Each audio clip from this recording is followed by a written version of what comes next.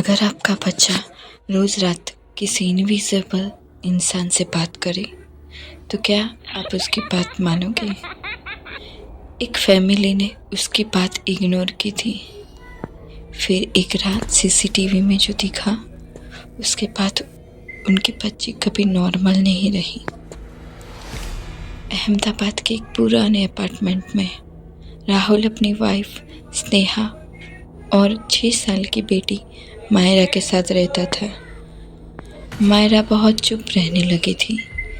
वो अक्सर अपने रूम में अकेले बैठकर किसी से बातें करती, कभी हंसने लगती, कभी धीरे धीरे सिर हिलाती, जैसे सामने कोई सच में बैठा हो।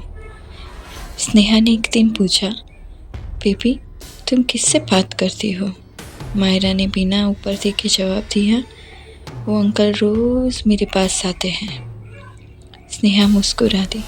उसने सोचा इमेजिनरी फ्रेंड होगा, लेकिन फिर मायरा ने एक और लाइन बोली, अंकल बोलते हैं कि उन्हें अंधेरा पसंद है। उस रात से घर में अजीब चीज़ें होने लगी। रात को किचन के बर्तन अपने आप हिलते, हॉल की लाइट्स ब्लिंक करती, और सबसे अजीब बात, मायरा रोज़ रात के ठीक 2:15 बजे उठ जाती। वो बेड से नीचे उतरी और रूम के कोने में खड़ी होकर धीरे से बोलती, आज आप लेट हो।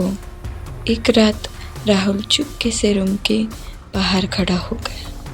अंदर सिर्फ मायरा की आवाज़ आ रही थी, लेकिन अचानक एक और हल्की सी आवाज़ सुनाई दी, बहुत धीमी, बहुत अजीब, जैसे कोई गले में पानी भर के बोल रहा हो, मैं यहीं हूँ। राहुल का दिल जोर से धड़कने लगा। वो तुरंत रूम में घुसा, लेकिन अंदर सिर्फ मायरा थी। रूम का टेम्परेचर बर्फ जैसा ठंडा हो गया था और दीवार पर अंदर से स्क्रैच मार्क्स के बड़े निशान थे। अगली सुबह मायरा ने ड्राइंग बनाई। उस ड्राइंग में एक लंबा आदमी था, काली आंखें, लंबे फिंगर्स, और उसके नीचे लिखा था, मेरे नए अंकल। स्नेहा अब डर चुकी थी। उसने मायरा से कहा, बेटा अगर वो अंकल फिर से आए तो उनसे बात मत करना। मायरा ने धीरे से कहा और हंसी, मम्मा अब वो सिर्फ मुझे नहीं देखते और मुझसे ही बातें नहीं करते। उस रात घर की सारी लाइट एक साथ बंद हो गई। 2:15 बज गए। हॉल से आवाज़ आई, जैसे कोई दीवार के अंदर से नॉक कर रहा हो। राहुल ने हिम्मत करके सीसीटीवी चेक किया। कैमरा में मायरा रूम के बीच में खड़ी थी और उसके सामने अंधेरे में कोई लंबी सी चीज़ झुककर बैठी हुई थी। उसका चेहरा कैमरा में क्लियर नहीं दिख रहा था, लेकिन उसकी आंखें पूरी सफ़ेद थी। फिर वो चीज़ धीरे धीरे कैमरा की तरफ मुड़ी और स्क्रीन स्टैटिक हो गई। सुबह फुटेज का लास्ट फ्रेम देखकर राहुल की चीख निकल गई। कैमरा के बिल्कुल पास वो चेहरा था और उसकी स्माइल बहुत ज़्यादा बड़ी थी।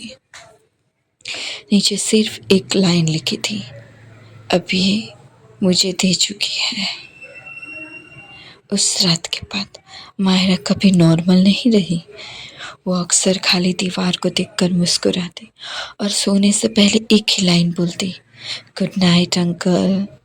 आज भी उस अपार्टमेंट में नए लोग ज़्यादा दिन नहीं टिकते, क्योंकि कई लोग का कहना है रात के 2:15 पर एक छोटी सी बच्ची की आवाज़ आती है, अंकल आज हम किसके रूम में जाएंगे?